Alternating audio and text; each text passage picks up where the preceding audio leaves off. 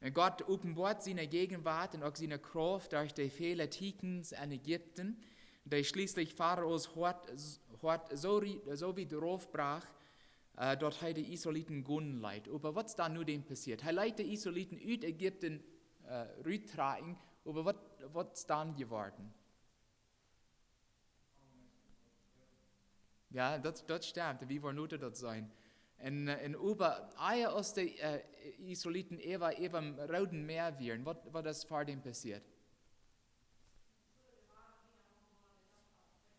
Ja, der Pharao, der wir dann doch nicht ganz zufrieden, was er sich entschieden hat.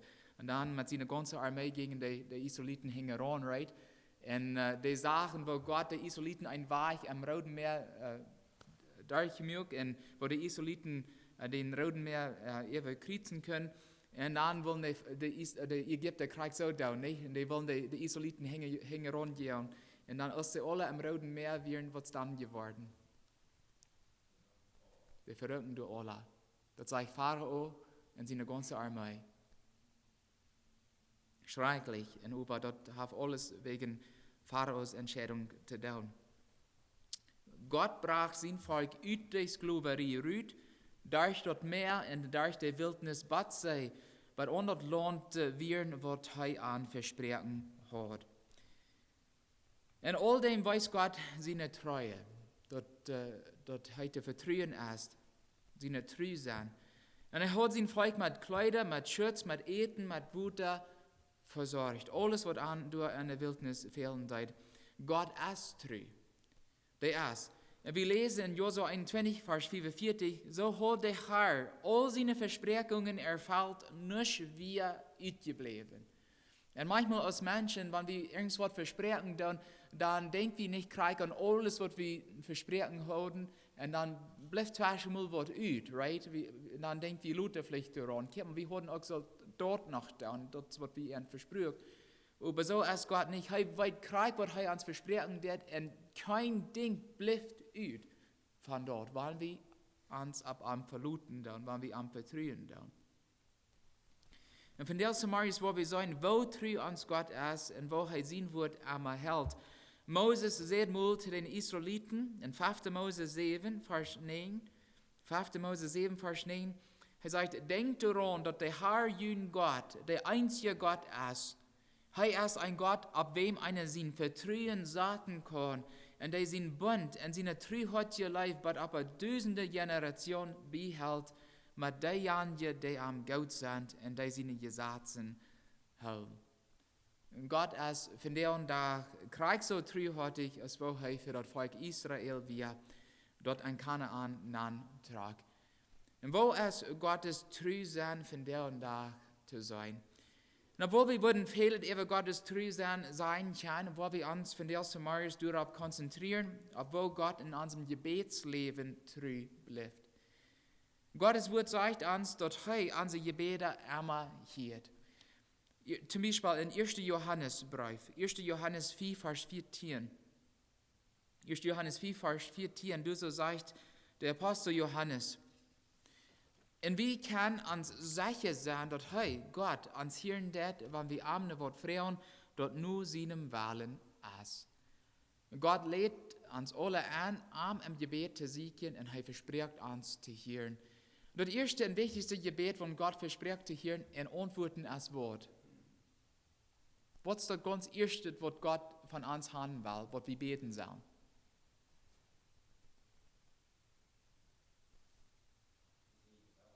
Seinen Willen als Fan. Was ist Gottes Willen für alle?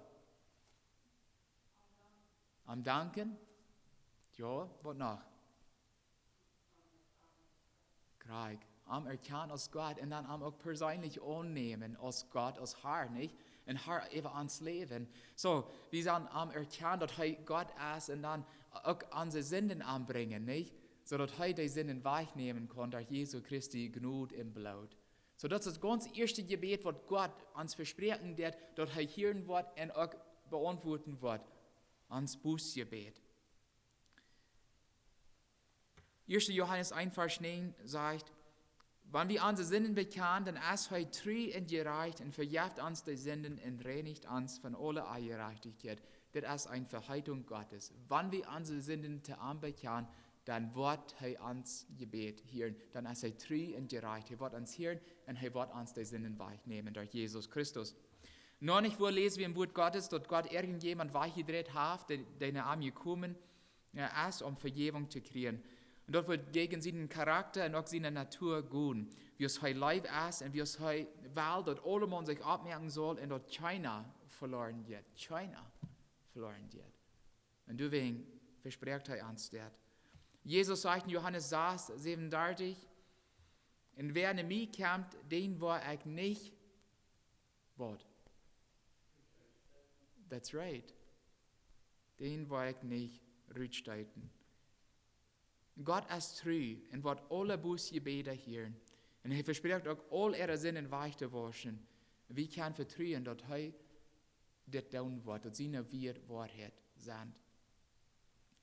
Und Gottes Verheißung an die Gebete zu hören, hielt nicht bei unserer Bekehrung ab. Jesus lädt seine Nachfolger an, Arme im Gebet zu kommen. Und wir sollen weiten, dass er an jedes Gebet hielt, ob wir die ablödes oder abstahles beten tun.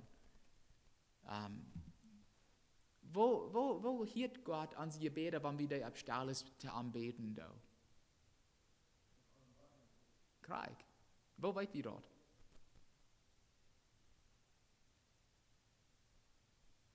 Wo weiten wir, dass Gott an unsere Horten sein kann? Ja, das kriegt wir heute dort, right? Da ist ihnen jetzt, dort halt dort. Und wir weiten, dass Jesus Christus das auch getan hat, nicht? Als die Menschen angekommen wären, in verschiedene Frauen hatten, Jesus wisst einmal, wer gute Aufsichten hat, wer gute Motive hat und wer nicht hat, right? Und er wisst dort, wenn er können an die Menschen ihre Horten ankicken. Und sein, wo die gesandt werden. Und wenn Jesus Gottes sehen dort tun können, dann kann der Vater dort auch, und dann kann der Herr Jesus dort auch, wenn sie eins sind, in all ihre Eigenschaften. So, er kann unsere Horten ankicken, das er durch den Heiligen Geist und auch durch sein Wort. Ob wir ab Lüdes oder ab Stalles beten, dann hielt Gott an sie Gebete. In Salomo schreibt von Gott in Sprüche 15, Vers 29, Sprüche 15, Vers 29, Salomo sagt, der Herr bleibt weit auf von der Eierreichte, aber er hielt der Gereichte ihre Gebete. So, was meint das? Wenn wir feiern dann, als ob Gott weit auf ist von uns, dann ist wir eine Ursache dafür, nicht? Manchmal hast du was zwischen Gott und uns gekommen. Vielleicht ist Gott weit auf von uns. Aber wenn wir seine Kinder sind, dann sollen wir niemals feiern, dass Gott weit auf ist. Der ist Krieg durch. Der will an uns leben, der will bei uns sein, der bleibt bei uns. Und er sagt, bet, bring jene Gebete zu mir, ich werde hören und ich werde beantworten. Und die Bibel sagt auch in Jakobus 4, Vers 16, dass Gebet von einem Gerechten kann viel ausrichten, wann dort ab ernst ist. So, woran kann das Gebet von einem Gerechten viel ausrichten?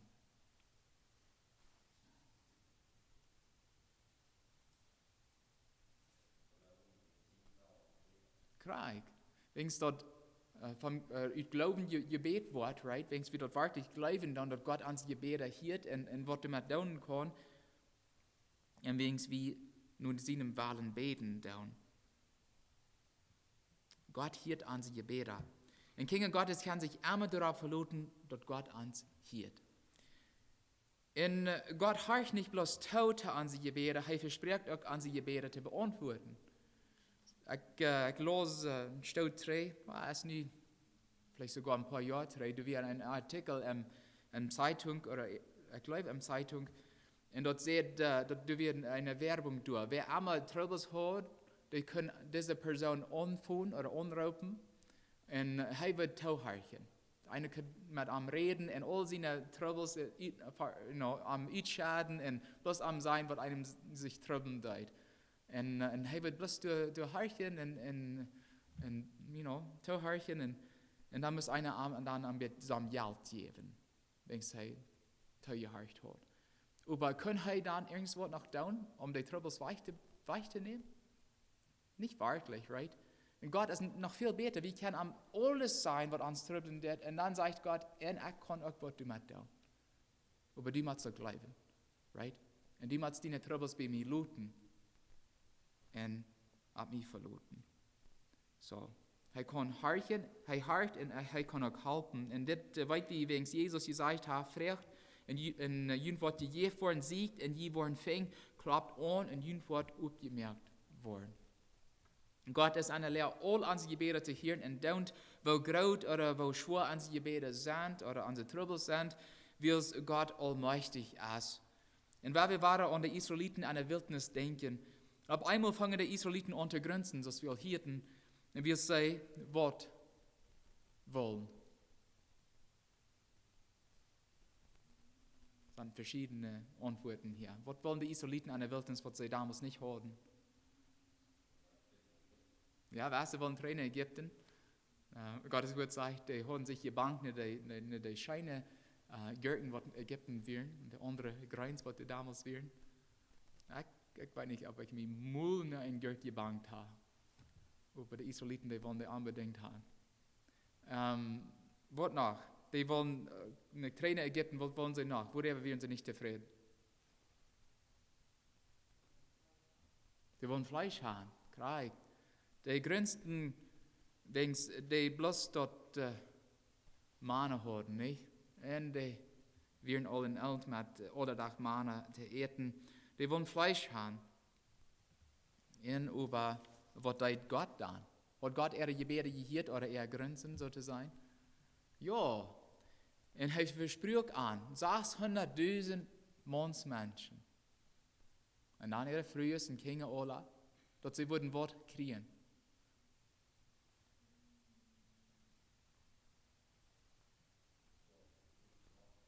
Ja, Fleisch genug für wo lang? Genug für einen ganzen Monat, dass sie sich von Fleisch dort eten können, sollte sein, nicht? Einen ganzen Monat, 600.000 Männer und dann eine Familie ist noch. Für einen ganzen Monat wird Gott an Fleisch geben. Und dann fragt Moses Gott, und von wo wirst du so viel Fleisch herkriegen? Und dann sagt Gott zu Moses, in 4. Moses 11, Vers 23, er sagt, der Herr sagt zu Moses, als dem Herrn seine Hand dann taugt, du sollst nu sein auf mein Wort, für die Raum kämpft oder nicht. Und hat Gott sein Wort gehalten? Haben sie Fleisch gekriegt? Ja, Gottes Wort sagt, die freuten sich dort, nicht? So sagt Gottes Wort. Die eiten so viel Fleisch, dass du davon ankommen. Gott hat sein Wort gehalten. Gott ist treu und auch immer in der Lehre, all seine Kinder ihre Gebete zu beantworten, besonders wenn wir am ernstlich siegen. Der Missionar Hudson Taylor schreibt in seinem Tagesbuch, seinem Journal, ans himmlische Vater sei erfahren. Er weiß sehr gut, dass seine Kinder alle Tag mit einem guten Appetit abweichen. Er unterhielt 3 Millionen Israeliten, ungefähr, in der Wildnis für 40 Jahre. Und wir lernen nicht nur, dass 3 Millionen Missionare in China schicken wird, aber auch wenn er wird, dann wird er immer noch genug haben, um an alle zu versorgen. Gott hat genug. Gottes Arm ist niemals zu kalt. Er kann von dir und nach große Wunder tun. Wann wir doch leben tun. Wann wir uns aber am verloten tun. Und obwohl Gott treu ist, unsere Gebete zu beantworten, ist es wichtig zu wissen, dass er immer nur seinen Wahlen uns beantworten wird. Er kann ganz anders antworten, als wir das erwarten, aber das ist okay, weil er das große Bild sieht.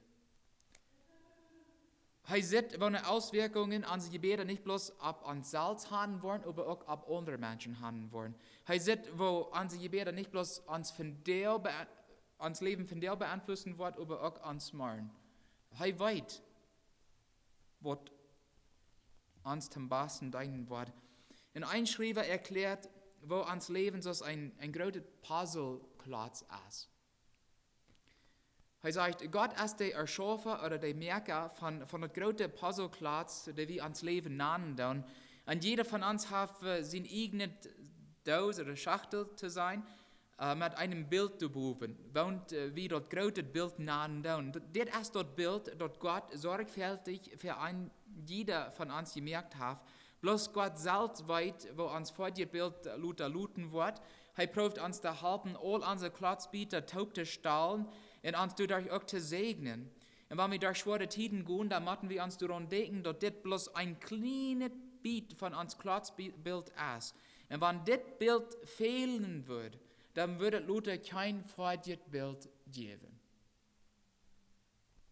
Er sieht das ganze Klotzbild auf einmal. Und wir sein mal dort ein Bild, wo wir neu sind. Er sieht Krieg, wo das Bild heiligt. Und er weiß, wo das Bild Luther luten wird. So Gott ist treu an sie werden, nur seinem großen Weiten in seinen Wahlen für uns zu beantworten. Gott verspricht, uns Gebete zu hören, und wir können uns ab am verluten, die auch zu beantworten. Aber dort gibt Dinge, liebe Geschwister, die in Gottes Weg kommen kann, die am hindern kann, in unserem Leben so zu schaffen, als heute war. Zum Beispiel, Gehorsam gegen Gott oder Sünden am Hort zu haben, trennt uns von Gott. Und obwohl Gott wunderbare Pläne für uns alle im Sinn hat und auch für unsere Zukunft hat, kann er diese Pläne nicht erfüllen, nicht fertig bringen, wenn wir Sinn in unserem Leben haben. Und obwohl Gott immer treu ist, kann wir nicht von seiner Treue nehmen, wenn er von uns getrennt ist. In unserer Anleitungstext los, wie wo Gott die Israeliten in Kanaan gebracht hat. Und jede Versprechung erfüllt hat, wo er angemerkt hat. Aber was ich euer nicht sehe, wie dort Gott die Israeliten in Kanaan all am 3. Jahr von ihrem Auszug bringen will. Am 3. Jahr. Wie lange waren die Israeliten in der Wildnis? 40 Jahre. All am 3. Jahr haben sie das ganze Gesetz gekriegt, was Gott an der Wildnis geben will. Und dann werden sie endlich bei Kanaan. Und nun will Gott sein Volk eben Briefe noch bringen, dann würden sie durch sein, ein Lot sein, was Gott an versprochen hat. Am 3. Jahr. Und die Israeliten hatten all Spionen rübergeschickt, um zu sehen, wo die Menschen in Kanaan wären und wo das Land wird sein. 12 Spionen wurden rübergeschickt und mal 2 von denen kamen 3 mit einer guten Nachricht. Weil die anderen, die sehen auch, wofern das Land wären und alles. Und über die hatten Angst. Diese anderen 10 hatten Angst, dass die Menschen in Kanaan zu stark wären, zu groß wären, dass die Israeliten an Nauwers wird übernehmen können. Aber diese 2, Josua und Kaleb, die haben sich ganz auf Gott verloren. Dass Gott Kanaan in ihre Hände geben wird. Die anderen 10 hatten nicht geglaubt und proben die Israeliten zu entmutigen, dass sie nicht in Kanaan gehen sollen. Kaleb sagt zum Volk Israel, ich will besser Verse für uns lesen, erstens 4. Mose 13, Verse 30 und 31. 4. Mose 13, 30 und 31. So, diese anderen 10 Spionen, die sehen groß, wo stark die Völker in Kanaan werden und alles. Und dann sagt Josua zu dort Volk, lasst uns losgehen und dort Land annehmen, wir können dort besiegen. Aber die Männer, die mit am Taub durchgegangen werden, sehen, wir sind nicht stark genug gegen das Volk zu gehen, wir sind dort als zu stark für uns. Und Kaleb und Josua probten dann zum 2. Mal die Menschen zu überreden und Gottes Treue zu vertrauen. Sie sehen in 4. Mose 14, Verse 8 und 9. 4. Mose 14, Verse 8 und 9. Wenn der Herr uns gnädig ist, dann wird er uns an das Land bringen und uns dort geben. Das ist ein Land, das von Milch und Honig überrannt. Dort bloß nicht vom Herrn aufholen und fürchten nicht für das Volk in das Land, wie wollen die so aus Brot abfrieren, sagt Josua in Kaleb hier. Wir wollen dieses Brot abfrieren, schützt es von an verschwungen, ans übersteht der Harbi, fürchten nicht für an. Wir wollen dieses Brot abfrieren, ja, die sind stark, aber Gott ist stärker.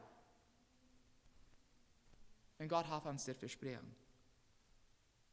Und aber wir sie am nicht glauben wollen, Leute Gott die Israeliten nicht in Kanaan nennen. But die ganze Generation von Menschen, von 20 Jahren in aller, gestorben wir. Die Israeliten werden gezwungen, an der Wildnis für 40 Jahre wegen ihrer Rebellion und Sinn zu bleiben. In Kriegszeit, liebe Geschwister, wo wir nicht die Segnungen von Gottes Treue genießen können, wann es Sinn in unserem Leben, ja. Gott ist treu. Gott ist treu, er bleibt treu, so ist Gott. Aber gleich wie an dort, verluten wir uns ab arm. Das, was wir von der Samaris betrachten werden. Ein zweites Hindernis, was uns abhalten kann, die Segnungen zu kriegen, die von Gottes Treue kommen, ist ein Mangel an Glauben. So, wenn wir sind am Hort haben, dann können wir die Segnungen nicht kriegen. Und zweitens, wenn wir an Glauben fehlen dann. Während sein irdischer Missionsdienst hat Jesus nur 2 blinge Männer geheilt, die ernstlich Heilung von ihm sagten. Aber euer Jesus angeheilt hat, seht heute an, dort soll Krieg so werden, als die geglaubt haben. Und sie können sein. Liebe Geschwister, wo wird uns Leben von der Luten, wenn Gott das ans sein wird? Hier mal, alle Tag bringst du mir die selbe Gebete. Und wenn Gott uns dann sagen wird, hier mal, dort soll Krieg so werden, als wo du geglaubt hast.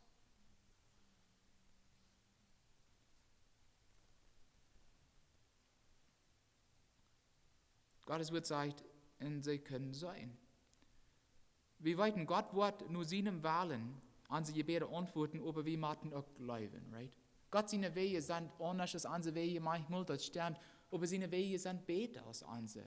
Und wir machen an dort glauben. Manchmal ist Gott verhindert, seine Treue zu wiesen wegen uns Anglauben. Und wie es Gott treu ist, meint er, dass wir uns vertrauen und am Arme Saten können. Je mehr wir uns ab Arm vertrauen, je mehr kann Gott seine Treue oder treu sein uns wiesen. Und je gerade wird uns Glauben dann, right? Uns Glauben was, indem wir mehr Erfahrungen mit Gott merken dann. Und das Gegenteil stimmt auch. Je weniger wir ab Gott vertrauen, je weniger Gelegenheit hat, Gott seine Treue zu wiesen, in so viel Schwache wird uns Glauben dann. Josua vertraut Gott, wie es Gott am seine Treue fehlt genug Beweis. Er weiß, dass Gott die Bewohner, die Kanaaniter, an ihre Hänge geben wird. Aber sein Volk hat Gott nicht geglaubt. Und dann schließlich viele Jahre nur dem, dass die Spionen durchgeschickt werden, nur dem die rebellische Generation von Israeliten ausgestorben wird, hat Gott Kanaan doch an ihre Hände gegeben. 37 Jahre Luther.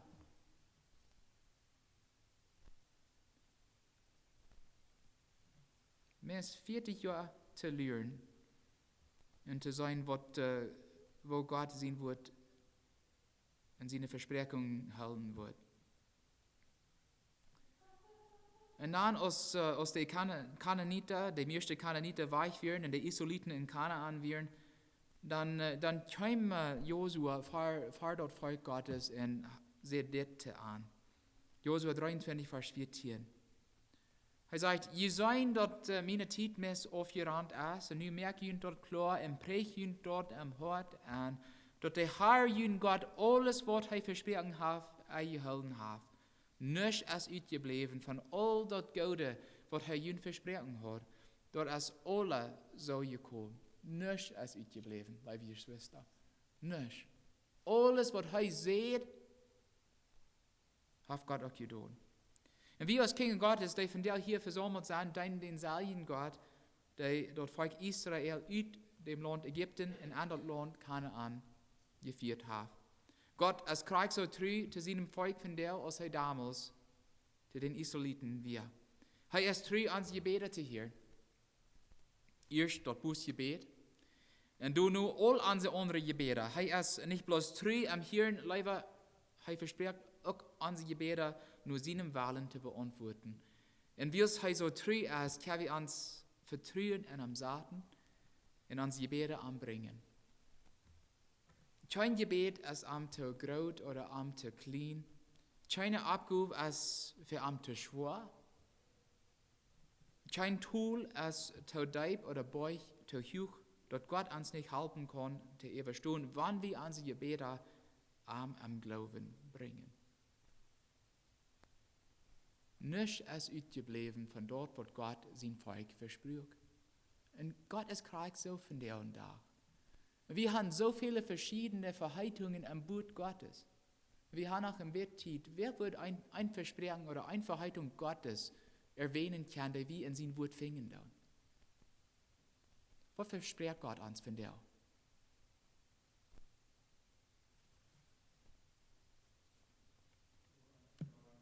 Der wird uns nicht allein lassen. Was noch?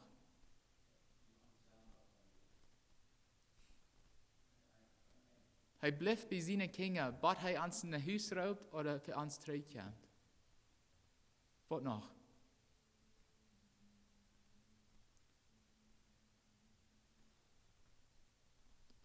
Er wird uns helfen, right? Unsere Abgaben zu tun.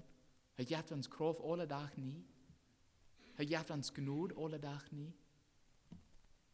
Er hilft uns, die schwere Zeiten durchzukommen.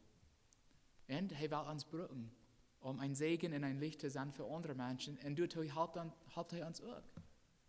Das gibt so viele verschiedene Verheißungen am Wort Gottes, auch im Neuen Testament, die wir vornehmen können und uns Leben darauf bühen können, aber wir müssen Gott glauben. Er ist treu. Alles, was er uns versprechen wird, hält er. Nichts bleibt uit. Nichts. Weil wir als Kinder Gottes dort vom Herzen glauben und uns Leben nur richten. Amen.